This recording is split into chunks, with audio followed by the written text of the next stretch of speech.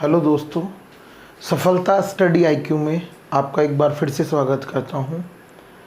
तो जैसा कि हम आपको पॉलिटी डिस्कस कर रहे हैं या आपको बता रहे हैं, तो उसी के लिए एक नया लेक्चर। देखो, जो मैंने आपको लास्ट लेक्चर में बताया था कि संविधान सभा और संविधान सभा ने मिलकर बना दिया क्या, संविधान का निर्माण कर दिया। उस संविधान को जो बना के तैयार किया उसके अलग अलग नाम दिए गए। ठीक है, किसने क्या कहा ये लास्ट लेक्चर में हम डिस्कस कर चुके हैं। आज बहुत इम्पोर्टेंट टॉपिक हम डिस्कस करने जा रहे हैं। अब ये क्या है कि जो संविधान सभा थी ना, तो उसके अंदर कुछ समितियां बनी थी। अब बहुत सारी समितियां बनी थी, लेकिन जो इम्पोर्टेंट समितियां हैं जिनसे बाहर ना तो क्वेश्चन आज तक आया है ना ही आएगा। अगर आपको डाउट होता है मेरी बात पर, तो आप किसी भी प्रीवियस ईयर बुक को देख सकते हैं। इससे ज़्यादा क्वेश्चन नहीं आ सकते कहीं भी किसी भी एग्ज़ाम में। ठीक है, मोस्ट ऑफ क्वेश्चन इन्हीं समितियों से आते हैं। ये मैंने पूरा कंक्लूज़न निकाल के तब ये मैंने समितियाँ लिखी हैं। ठीक है, तो आज हम डिस्कस करेंगे ये समितियाँ। स्टार्ट करते हैं। देखो जी, संविधान सभा जो बनी थी हमारी, तो उसके अंदर जो समितियाँ थी वो क्या क्या थी। अच्छा, तो जैसे मैंने लिखा है ना, उसी क्रम में आप याद कर लीजिए। थोड़ा सा याद करने का भी आसान तरीका है ये। देखो, इधर जो मैंने लिखी है ये सब समितियां हैं। ठीक है, टोटल जो इम्पोर्टेंट समितियां हैं वो कितनी है, 15 हैं। और जो इधर लिखे हुए हैं वो उनके अध्यक्ष हैं। कौन सी समिति के कौन अध्यक्ष हैं वो यहाँ पर मैंने लिखा हुआ है। ठीक है, अब देखो, अब संविधान सभा की समितियाँ ये, और इधर समितियाँ, और इधर उधर हो गए इनके अध्यक्ष। मैं इसे रब कर देता हूँ। देखो, अब पहली समिति का नाम क्या है, संघ संविधान समिति है ना। दूसरी का नाम है संघ विषय समिति। ठीक है, जो संघ संविधान समिति है और संघ विषय समिति है, इन दोनों के एक ही अध्यक्ष थे जिनका नाम था पंडित जवाहरलाल नेहरू। मतलब संघ के स्तर पे, केंद्र के स्तर पर इन समितियों के जो अध्यक्ष थे वो पंडित जवाहरलाल नेहरू थे। लेकिन जब ये समितियां प्रांत स्तर पे बनाई गई कि प्रांत के लिए, प्रांत मतलब उस टाइम पे कहूँ तो प्रोविंस मतलब राज्य। ठीक है, राज्य के लिए जो अध्यक्ष बनाए गए तो सरदार पटेल बनाए गए इन्हीं समितियों के।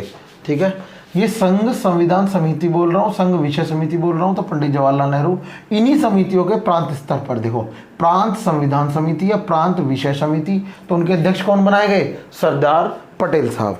क्लियर, समझ आ रहा है आपको। यस, आगे चलते हैं। उसके बाद मूल अधिकार समिति। कौन से, मूल अधिकार समिति। यहां पर आपको कई बार क्वेश्चन में मूल अधिकार समिति की जगह मौलिक अधिकार समिति भी कह सकता है। ठीक है, कंफ्यूज नहीं होइएगा। मूल अधिकार या मौलिक अधिकार एक ही बात है। मूल अधिकार समिति या मौलिक अधिकार समिति। और अल्पसंख्यक समिति और सलाहकार समिति। ठीक है, इन सभी के अध्यक्ष कौन थे, सरदार पटेल। अब कई बार मैंने क्वेश्चन कैसा देखा है इसमें, मूल अधिकार एवं अल्पसंख्यक समिति के अध्यक्ष कौन थे, तो सरदार पटेल ही थे।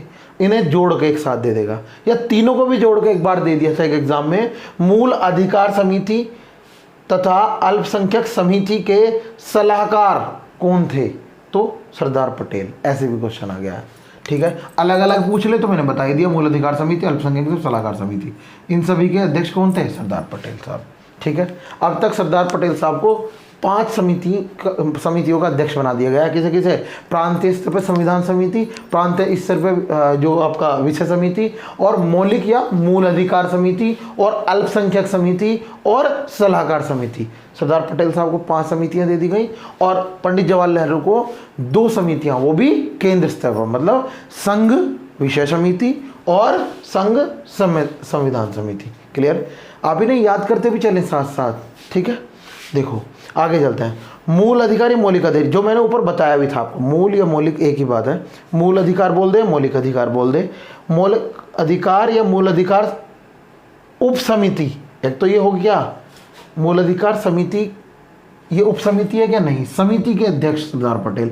उप समिति जो थी इसके अध्यक्ष कौन थे, जेबी कृपलानी साहब। यहाँ पे अंतर क्या है, उप का, उप समिति है ये, वो समिति है। मूल अधिकार समिति के अध्यक्ष कौन, सरदार पटेल साहब। मूल अधिकार उप समिति के अध्यक्ष कौन, जेबी कृपलानी साहब। ठीक है, उसके आगे अल्पसंख्यक समिति के अध्यक्ष कौन? सरदार पटेल साहब। अल्पसंख्यक उप समिति के अध्यक्ष कौन? एच.सी. मुखर्जी। कौन? एच.सी. मुखर्जी। ठीक है। प्रक्रिया समिति, या तो प्रक्रिया समिति बोलेगा या नियम समिति, एक ही बोलेगा इनमें से। ठीक है।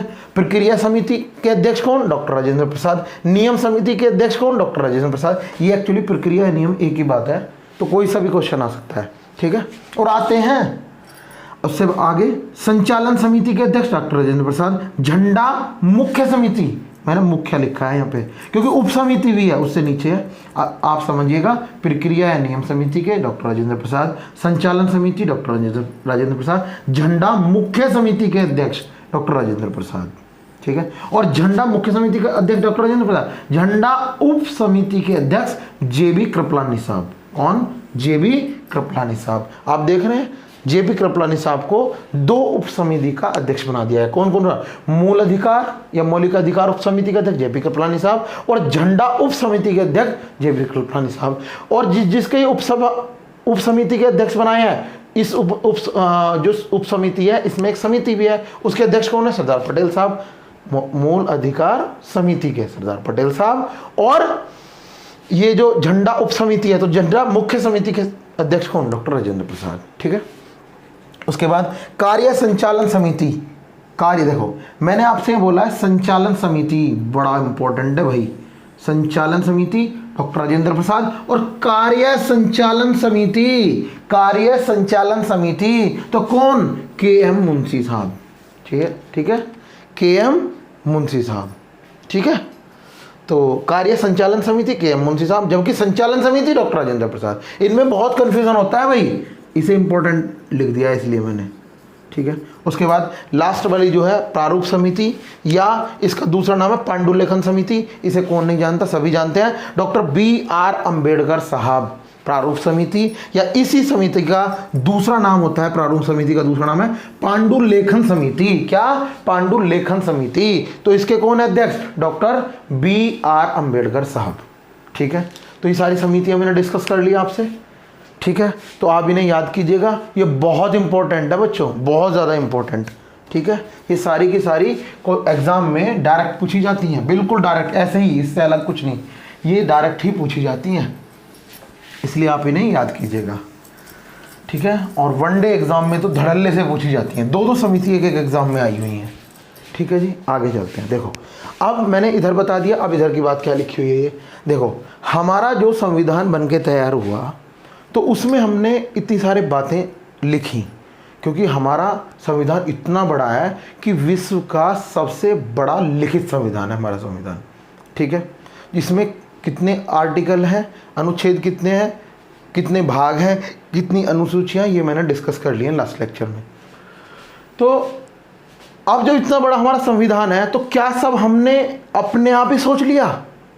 मतलब हमारे संविधान निर्माताओं ने क्या खुद ही सोच लिया सब बातें? तो नहीं, हमने जो डिफरेंट देश हैं, जो बहुत सारे वर्ल्ड के अंदर जो देश हैं, वहाँ पर जो अच्छी अच्छी चीज़ें हैं उनके देश के अंदर, उनके संविधान के अंदर या देश के अंदर, ठीक है, चाहे वो कोई रूढ़ी हो चाहे कोई परंपरा हो उनकी, ठीक है, उनको उठा लिया वहाँ से। फिर तो आपका क्वेश्चन हो सके फिर सर ऐसे ही कॉपी पेस्ट कर दिया, वहाँ से उठाया और यहाँ कर दिया? नहीं, कॉपी पेस्ट नहीं किया। अगर कॉपी पेस्ट करते तो हमारा संविधान कैसा होता? उधार का थैला। कैसा होता? उधार का थैला। जबकि हमारा संविधान कैसा है? ग्रहित संविधान है। ग्रहित संविधान है हमारा। भारत का संविधान एक ग्रहित संविधान है, उधार का थैला नहीं है। उधार का थैला कब होता? जब हम कॉपी पेस्ट करते, वहाँ से उठा लेते और एज इट इज अपने यहाँ पेस्ट कर देते, ठीक है, तो होता उधार का थैला, जो कि हमने किया नहीं। हमारे संविधान निर्माताओं ने ऐसा किया नहीं। उन्होंने क्या किया?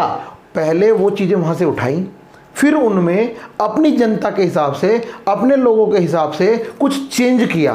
किसमें? जो चीज़ें वहाँ से उठा के लाए थे, और फिर उस चेंज के साथ, उस बदलाव के साथ उन्हें अपने संविधान में जगह दे दी, ठीक है। तो हमारा संविधान कैसा हुआ? ग्रहित संविधान। क्लियर?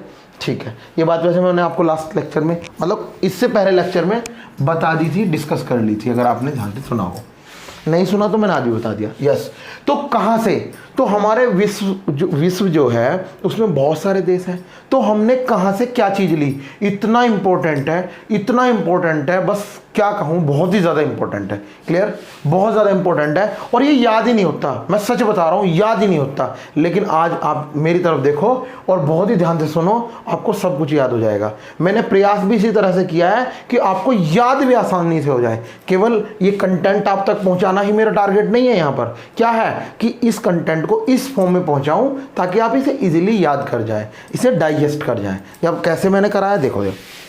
अब ये क्या है, जैसे बहुत सारी चीज़ें लिखी रहती हैं, कहीं बुक्स में भी आपको ऐसे ही लिखा मिलेगा। मैंने भी ऐसी बुक्स में से इकट्ठा करके थोड़ी मेहनत करके तब मैंने इसे बनाया।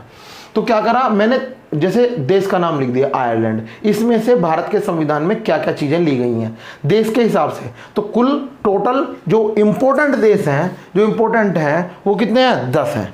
अब इस देश से सिर्फ इससे भी ज़्यादा चीज़ें ली हैं, लेकिन मैंने क्या किया, जो इम्पोर्टेंट हैं, जो अब तक आई हैं, ठीक है, जिन्हें पूछने की संभावना ज़्यादा है, वही चीज़ें ली हैं। ऐसे तो बहुत सारी चीज़ें हो जाएंगी, याद करना भी पॉसिबल नहीं होगा। तो वो चीज़ें उठाई हैं जो इम्पोर्टेंट हैं और वो देश उठाए हैं जो इम्पोर्टेंट हैं एग्जाम के लिहाज से। क्लियर, देखो सबसे पहले अब बात करते हैं कनाडा की। देखो मैंने ये भी कुछ ऐसा लिखना चाहा है, ऐसा लिखने का प्रयास किया है जैसे हमारा वर्ल्ड मैप में होता है डिज़ाइन। अब आप देखेंगे, अगर मेरे हाथों को देख रहे हैं, अगर मैं वर्ल्ड मैप ऐसे ड्रॉ कर लूँ, ऐसे ऐसे ऐसे, तो यहाँ पर आप देखेंगे ये नॉर्थ इंडिया वाला पार्ट, नॉर्थ अमेरिका वाला पार्ट और नीचे साउथ अमेरिका वाला पार्ट। इधर यूरोप हो गया, एशिया हो गया, अफ्रीका हो गया, ऑस्ट्रेलिया हो गया, ऐसे। तो जब मैं पहले इधर से लेके चल रहा हूँ तो सबसे ऊपर क्या लिख रहा है, कनाडा, ठीक है। तो कनाडा के नीचे अमेरिका है, ठीक है। फिर यहाँ पर 2 ही हैं, बस इस सेक्टर में 2 ही है। उसके बाद हम यहाँ आते हैं ब्रिटेन के पास ही जर्मनी है और वहीं फ्रांस है। फ्रांस के बराबर में आयरलैंड है, मतलब ब्रिटेन के बराबर में आयरलैंड है। और फिर सोवियत संघ है, मतलब रूस, जिसे अब रसिया कहने लग गए, रूस या रसिया कहते हैं, पहले उसका नाम क्या था, सोवियत संघ, ठीक है। उसके बाद जापान है वहीं राइट साइड में, बिल्कुल मैप में इधर जापान है। और ऑस्ट्रेलिया नीचे है, ठीक है। और साउथ अफ्रीका बिल्कुल इधर नीचे है, ठीक है। इस तरह से मैंने इन्हें लिखा है। अब स्टार्ट करते हैं कैसे क्या कहाँ से लिया गया। देखो कहाँ से क्या, मैंने ये लिखा हुआ हेडिंग, मतलब हमारे जो भारत के संविधान में चीज़ें ली गई हैं तो किस देश से क्या क्या चीज़ें ली गई हैं। डायरेक्ट क्वेश्चन आता है, अगर ये चीज़ें आपने डाइजेस्ट कर ली, क्या केवल 10 देश और उनके अंदर जो चीज़ें हैं, जितना इतना लिखा है बोर्ड पे, मैं कह रहा हूँ कि आप किसी भी प्रीवियस बुक को उठा लो, धड़ल्ले से क्वेश्चन आए हुए हैं, बहुत ज़्यादा क्वेश्चन है, मैक्सिमम क्वेश्चन पूछे जाते हैं इस चैप्टर से। बस इतना सा बना दिया मैंने पूरा चैप्टर, इतना आज के लेक्चर में और इतने से लेक्चर में और इतने से कंटेंट में सब कुछ समाया हुआ है। इतने सारे क्वेश्चंस करके देख लीजिए, बुक आपके पास होगी, मार्केट आपके पास होगा, तो आप देख लीजिएगा कि जो मैं कह रहा हूँ वो सही है या नहीं। देखो कनाडा, सबसे पहले बात करते हैं कनाडा की। तो कनाडा से क्या चीज़ ली गई है, सशक्त केंद्र के साथ संघीय व्यवस्था। आपको पता है ना हमारे यहाँ संघीय व्यवस्था है, हाँ जी पता है। संघीय व्यवस्था का भी कौन सा रूप, यूनियन, संघ टाइप। तो वो मतलब उसमें क्या है, केंद्र ज़्यादा मजबूत होता है। ये लेक्चर हम बता चुके हैं, ये बातें सब बता चुके हैं लास्ट लेक्चर में, इट मीन्स पहले लेक्चर में किसी में, ठीक है। तो हमारे यहाँ क्या है, संघीय व्यवस्था तो है, लेकिन संघीय व्यवस्था का भी कौन सा रूप, संघ रूप, जिसमें केंद्र ज़्यादा मजबूत होता है। ये बात भाई, सशक्त केंद्र, सशक्त मतलब ज़्यादा पावरफुल केंद्र के साथ संघीय व्यवस्था को हमने अपनाया अपने यहाँ, हाँ जी अपनाया है। तो ये चीज़ कहाँ से उठाई हमने, ये आइडियोलॉजी कहाँ से ली हमने, तो हम बताएंगे कनाडा के संविधान से, ठीक है। उसके बाद अवशिष्ट शक्तियों का केंद्र में नहीं होना। अवशिष्ट का मतलब होता है बची हुई, ठीक है, बची हुई, जो मतलब राज्य के और केंद्र के बीच डिवीजन होना था वो हो गया। अब बची हुई शक्तियां किसको दे, तो केंद्र को दे दीजिए। किसको दे दीजिए, केंद्र को दे दीजिए। ये बात भी हमने कहीं से ली है, कहां से ली है, कनाडा के संविधान से। बची हुई चीज केंद्र के पास, ये भी यहीं से। और संघीय व्यवस्था में केंद्र मजबूत होना, ये भी कनाडा से। तीसरी बात हमने कहां से ली है, कौन सी, केंद्र के द्वारा राज्यपालों की नियुक्ति। देखो हमारे जो राज्य हैं उनके अंदर जो राज्यपाल होते हैं, तो मैं आपको बता दूं उनकी नियुक्ति मुख्यमंत्री या राज्य के अंदर से नहीं होती।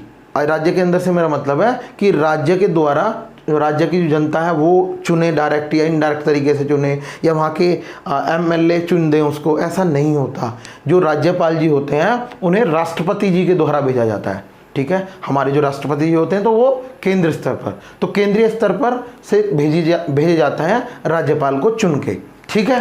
तो ये भी जो हमारी बात है राज्यपाल की नियुक्ति केंद्र से होगी, ये कहाँ से ली गई? कनाडा से, ठीक है। तो 3 बात फिर से याद कर, अब मैं याद करा रहा हूँ केवल।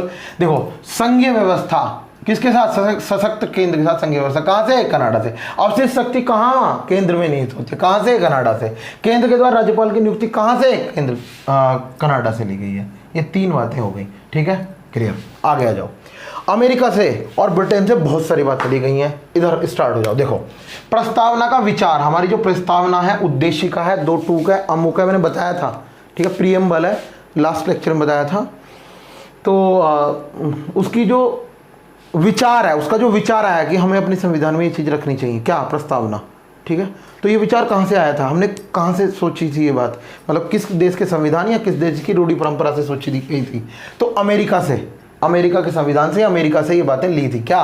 प्रस्तावना का विचार, के प्रस्तावना हमारे पास होनी चाहिए। मूल अधिकार, लोगों के जो यहाँ लोग होते हैं, हमारे देश में जो लोग हैं या यहाँ की जो जनता है, ठीक है, और जो नागरिक है यहाँ के, उनके पास क्या होने चाहिए? अधिकार होने चाहिए, जिनका क्या नाम हो? मूल अधिकार। ये भी बात कहाँ से ली गई? अमेरिका से, क्लियर। आगे, न्यायपालिका की स्वतंत्रता, न्यायपालिका की स्वतंत्रता। तो मतलब न्यायपालिका की स्वतंत्रता का मतलब है कि न्यायपालिका बिल्कुल स्वतंत्र, ठीक है, और उसके पास सभी चीज़ों की पावर, मतलब समीक्षा करने का अधिकार। समीक्षा को इंग्लिश में जुडिशियल रिव्यू बोलते हैं। तो ये जो जुडिशियल रिव्यू, ये वर्ड भी कई बार हिंदी में लिख देते हैं जुडिशियल रिव्यू को, तो जुडिशियल रिव्यू बोल दे या समीक्षा बोल दे, एक ही बात है। तो जुडिशियल रिव्यू, ये समीक्षा करने का अधिकार न्यायपालिका के पास हो, ये बात हमने कहाँ से ली? अमेरिका से ली।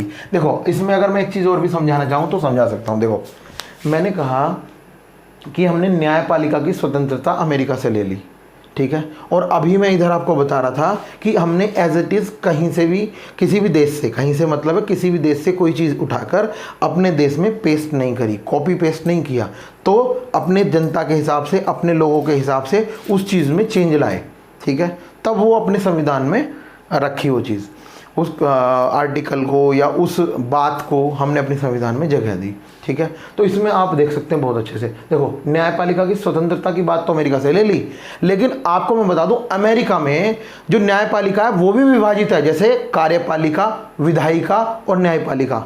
तो मैंने 3 चीज़ बताई थी। कार्यपालिका विभाजित है संघ और राज्य में, विधायिका विभाजित है केंद्र और मतलब संघ और राज्य में। न्यायपालिका विभाजित नहीं है, ये मैंने बताया हुआ है आपको, न्यायपालिका विभाजित नहीं है। तो हमारे यहाँ कैसी न्यायपालिका है? एकल समेकित न्यायपालिका, ठीक है। लेकिन अमेरिका से हमने ये बात तो ले ली, न्यायपालिका की स्वतंत्रता होगी, न्यायिक समीक्षा की शक्ति होगी, लेकिन वहां पर मैं बता दूं कि न्यायपालिका भी कार्यपालिका और विधायिका के जैसे हमारे यहाँ भारत में कार्यपालिका विभाजित होती है और आपका विधायिका विभाजित होती है, वैसे ही अमेरिका में न्यायपालिका भी विभाजित होती है। तो कि कार्यपालिका और विधायिका विभाजित नहीं होती वहाँ? वो तो होती हैं। न्यायपालिका भी विभाजित होती है अमेरिका में, लेकिन हमारे यहाँ नहीं होती। तो हमारे क्या होती है? एकल समेकित न्यायपालिका होती है। तो न्यायपालिका की स्वतंत्रता तो हमने जरूर ली, लेकिन हूबहू नहीं ली, कुछ चेंज मतलब कुछ फेरबदल करके अपने संविधान में उसे रखा। क्लियर? तो ये बात समझाने में शायद मैं कामयाब हो पाया होऊंगा कि किस तरह से चेंज कर करके हम अपने संविधान में कोई चीज़ रख पाते थे। जी आगे, राष्ट्रपति पर महाभियोग। राष्ट्रपति जी को उनके पद से हटाने के लिए, उनके पद से बर्खास्त करने के लिए एक महाभियोग जैसी प्रक्रिया चलाई जाती है। महाभियोग जैसी प्रक्रिया चलाई जाती है राष्ट्रपति जी को हटाने के लिए। ये महाभियोग जैसी प्रक्रिया हमने किसके तहत, कहाँ से ली? तो कहाँ से ली? अमेरिका से ली। उसके बाद हाई कोर्ट, HC मतलब हाई कोर्ट, SC मतलब सुप्रीम कोर्ट के जजों को हटाना। उनके जजों को भी तो हटाना है, हाँ जी। तो उनके जजों को हटाने की जो प्रक्रिया है, जजों को हटाने का जो प्रावधान है, वो हमने कहाँ से लिया? अमेरिका से। उपराष्ट्रपति जी का पद, देखो राष्ट्रपति जी का पद होना चाहिए, बिल्कुल सही बात है, लेकिन राष्ट्रपति जी अचानक एकदम से ख़त्म हो जाएं, मतलब या एकदम से अपने जो है पद से त्याग दे दें, चाहे उनकी मृत्यु हो जाए अचानक या फिर अपना त्याग दे दें, तो जो भारत का प्रथम व्यक्ति है वो खत्म हो जाए तो दूसरा व्यक्ति को चुनने में समय लगेगा, तो क्या प्रथम व्यक्ति की सीट तब तक एब्सेंट रहेगी, खाली रहेगी, रिक्त रहेगी? नहीं, एकदम उपराष्ट्रपति जी का प्रावधान केवल इसीलिए किया हुआ है, मैं आपको बता दूं। और उपराष्ट्रपति जी को उपराष्ट्रपति पद पर रहते हुए भी उन्हें कोई भी तनख्वाह नहीं मिलती, सैलरी उनको उपराष्ट्रपति पद पर रहते हुए भी उपराष्ट्रपति के रूप में उन्हें सैलरी नहीं मिलती। उन्हें राज्यसभा का अध्यक्ष, वो मतलब प्रेसिडेंट, राज्यसभा के जो मुखिया हैं वो, है ना, अध्यक्ष है ना, सभापति बोलते हैं, हाँ, अध्यक्ष शब्द लगाते हैं लोकसभा के लिए, लोकसभा अध्यक्ष और उपाध्यक्ष, ये भी बात होती है बिल्कुल। और राज्यसभा में होता है सभापति और उपसभापति। तो राज्यसभा के सभापति के रूप में उन्हें वेतन और भत्ते दिए जाते हैं, लेकिन मुख्य उपराष्ट्रपति के रूप में उन्हें कोई वेतन या भत्ता नहीं दिया जाता। ठीक है, वो केवल इसीलिए रखे जाते हैं ताकि कभी कोई दिक्कत हो जाए राष्ट्रपति जी के साथ, या तो वो इस्तीफा दे दें अचानक, या फिर उनकी अचानक मृत्यु हो जाए, ऐसे में मृत्यु हो जाए तो तुरंत उपराष्ट्रपति जी को राष्ट्रपति जी के पद पे बिठा सके, इसलिए होता है। तो उपराष्ट्रपति जी का पद होना चाहिए देश के अंदर। ये बात भी कहां से ली? अमेरिका से ली। क्लियर? आगे चलो। मंत्रिमंडल प्रणाली। मंत्रिमंडल, देखो मंत्रिमंडल जानते हो आप? बिल्कुल जानते होंगे। अगर आप देखते हैं टीवी तो आप, या फिर यूट्यूब में भी आने लग गया है, टीवी के वो आ जाती हैं, तो उसमें भी देखते होंगे कि संसद में बहस होती रहती है, मंत्रिमंडल आगे बैठा रहता है बेंचों पे। तो वो क्या है, वो मंत्रिमंडल क्या है? देखो, कोई भी सरकार होती है ना, तो वो एक अपना एक मंत्रिमंडल बनाती है, जो कि कहीं 10%, कहीं 15% टोटल सीटों का होता है। वो क्या चीज़ होती है? जैसे मैं बताऊँ, गृह मंत्री, खेल मंत्री, सड़क एवं परिवहन मंत्री, ये कपड़ा मंत्री, है ना। तो ये जो होते हैं, ये होता है उनका क्या? मंत्रिमंडल। तो मंत्रिमंडल की जो प्रणाली है, जो व्यवस्था है, वो कहाँ से ली थी हमने? ब्रिटेन से ली थी। ठीक है। संसदीय शासन व्यवस्था। संसदीय, संसद होता है ना, तो उसमें क्या शासन व्यवस्था? कौन सी? संसद टाइप की। संसद में क्या? एक उच्च सदन, एक निम्न सदन, मतलब राज्यसभा और लोकसभा। इस तरह की जो व्यवस्था है वो भी कहाँ से ली है? ब्रिटेन से। विधि का शासन, मैंने तो बताया था, ये बात तो मैंने बता दी। विधि के शासन की संकल्पना विश्व में सबसे पहले किसने दी? ब्रिटेन ने। या इस विधि के शासन की संकल्पना से विश्व को अवगत कराया सर्वप्रथम किसने? ब्रिटेन ने। बात बोल दी मैंने, आपको बता भी दी। विधि के शासन, यहाँ भी देख लिया आपने, विधि के शासन की संकल्पना कहाँ से? ब्रिटेन से। विधायी प्रक्रिया। विधायी प्रक्रिया देखो, कार्यपालिका, न्यायपालिका और विधायिका। विधायी जो प्रक्रिया है, विधायी जो प्रक्रिया, मतलब विधायिका जो होती है उसकी जो प्रक्रिया है, उसे प्रक्रिया को बोलते हैं विधायी प्रक्रिया। उसको कहाँ से लिया? ब्रिटेन से। एकल नागरिकता का प्रावधान। नागरिकता एकल होनी चाहिए, मतलब राज्य की अलग नहीं होनी चाहिए कि राज्य की अलग है और केंद्र की अलग है, दोहरी नागरिकता हो गई वो, है ना। तो ऐसा नहीं होना चाहिए। तो कैसी होनी चाहिए? एकल नागरिकता, सबकी एक सी नागरिकता होनी चाहिए, मतलब जैसे हम भारतीय हैं। ठीक है, एकल नागरिकता का प्रावधान है। तो द्विसदनवाद, सदन दो होने चाहिए, उच्च सदन और निम्न सदन, जैसे मैंने अभी बताया संसद के रूप में। तो सदन दो होने चाहिए, द्विसदनवाद। ठीक है। उसके बाद जर्मनी से क्या क्या लिया? मौलिक अधिकारों के निलंबन से संबंधित आपातकालीन प्रावधान। देखो भाई, हमारे यहाँ जो आपातकाल लगता है, इमरजेंसी लगती है, नेशनल इमरजेंसी, स्टेट इमरजेंसी वगैरह, तो हमारे जो मौलिक अधिकार हैं, हमारे जो अधिकार दिए हुए हैं संविधान ने, है ना, हमें जितने भी अधिकार दिए हुए हैं संविधान ने, उनमें से बहुत सारे जो अधिकार हैं वो निरस्त हो जाते हैं, ऑटोमेटिक खत्म हो जाते हैं। ठीक है।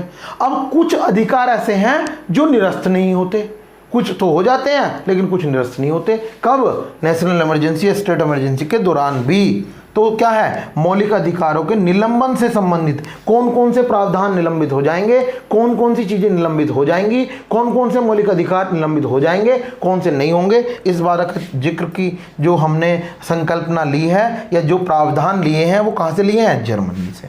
क्लियर? आगे चलो। गणतंत्रात्मक देखो, दो तरह की व्यवस्था होती है, एक तो ये राजतंत्रात्मक, एक होती है गणतंत्रात्मक।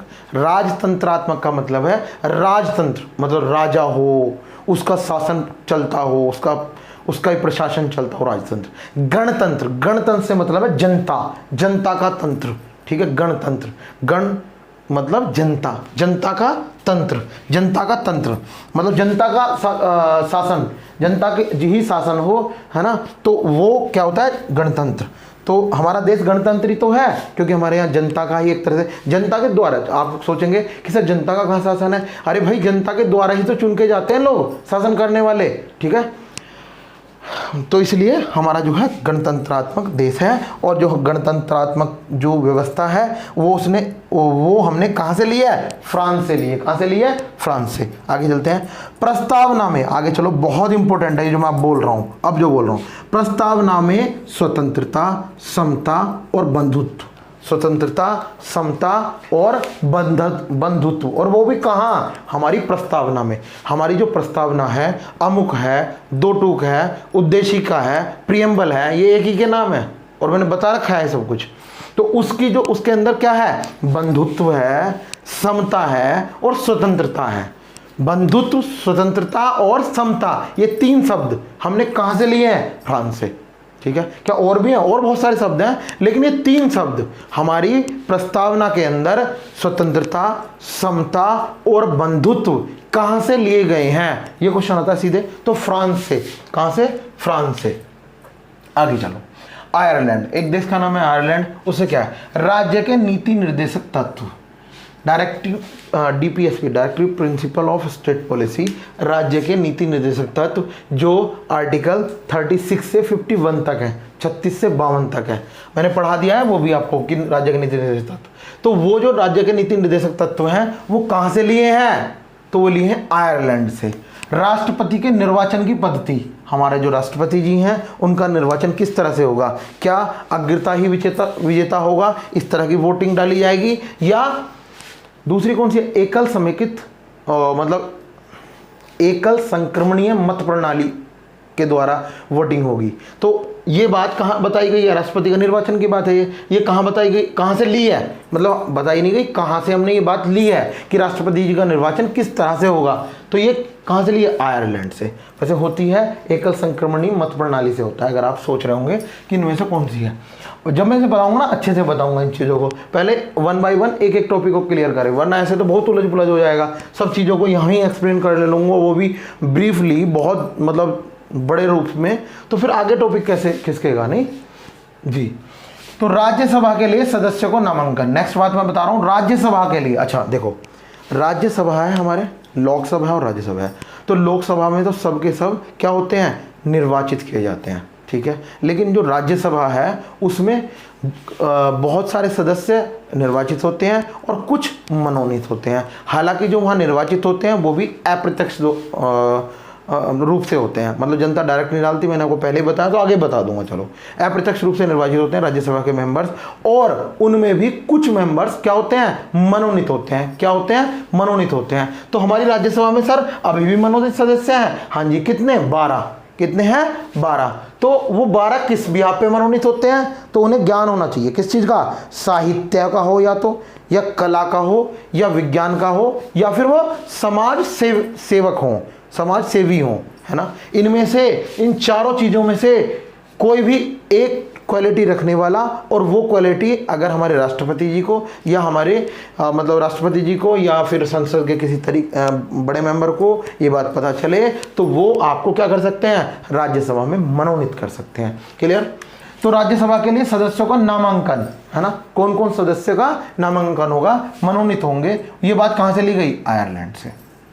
उसके बाद सोवियत संघ, तो अब आप सोच रहे होंगे रूस क्यों नहीं लिखा, भैया जब ये रूस बना है तो बाद में बना है, उससे पहले जब इसका विभाजन नहीं हुआ था वो सोवियत संघ था, और उसी समय जब ये इसका विभाजन नहीं हुआ था तो हमने तभी इनसे कुछ बातें ले ली थी। अब क्या क्या ले ली थी, एक तो मूल कर्तव्य कहाँ से ले लिए थे, सोवियत संघ से ले लिए थे। हमारे यहाँ पर कहाँ है, 51A में है, ठीक है, सोवियत संघ से मूल कर्तव्य ले लेते थे। और जैसा मैंने अभी यहाँ बताया नीचे, फ्रांस से प्रस्तावना में स्वतंत्रता, समता और बंधुत्व का प्रावधान ले लिया था, स्वतंत्रता, समता और बंधुत्व के आदर्श को वहाँ से ले लिया था, फ्रांस से। यहाँ क्या है, प्रस्तावना में सामाजिक, आर्थिक, राजनीतिक न्याय, प्रस्तावना में सामाजिक, आर्थिक, राजनीतिक न्याय कहां से लिए गए हैं, लेकिन किसमें, प्रस्तावना में, तो सोवियत संघ से। हालांकि ऑप्शन में अगर सोवियत संघ ना मिले, उसकी जगह रूस मिले तो रूस भी मार दीजिएगा, लेकिन ज़्यादा करेक्ट रसिया है, रूस है,